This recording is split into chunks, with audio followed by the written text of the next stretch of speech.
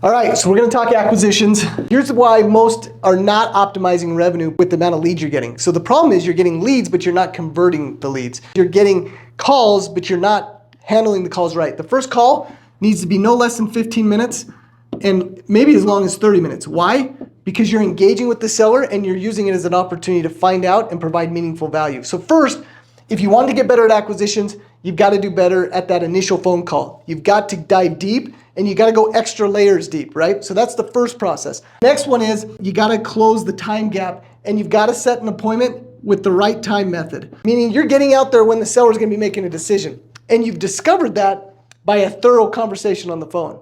Now, I know that sounds really rudimentary, but it is, but it's oftentimes you get in the habit of talking to so many people that by the end of the day, your energy's gone and it's 6:30 at night, you step out of the restaurant to answer the call and you don't invest the time and you don't actually discover when the seller's making a decision, and that's where the gap is. So you got to make sure that the right people are answering the phone. That's the other thing.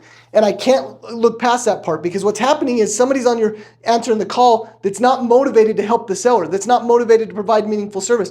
Or worse, they're not even motivated to help get the deal done. And so as a result, you're not closing as many deals as you could. So make sure the right person's answering the phone.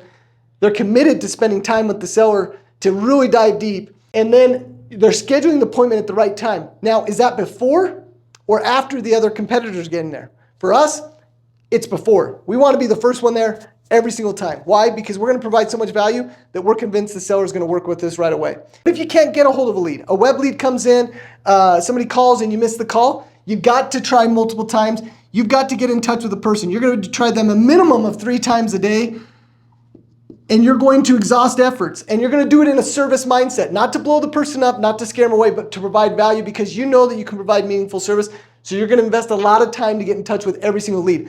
A lot of times the gap in your acquisition process is you're only getting in touch with 90% of the people that call. Meaning there's the web form that entered the wrong phone number and you're just stopping there versus skip tracing additional phone numbers versus stopping by and seeing if they're in need of your services. Or you miss a call and you're not ever able to get the person on the phone. Are you texting the person? Are you sending them go for no text using Chris Voss techniques to solicit a no response? It appears you've already sold your property, or it appears you're no longer interested in a cash offer. These type of inquiries are going to solicit a response from sellers. So these are just a few quick hacks as to how you can take your acquisition process from the very beginning. These are the foundational concepts you have to master if you're going to optimize acquisitions.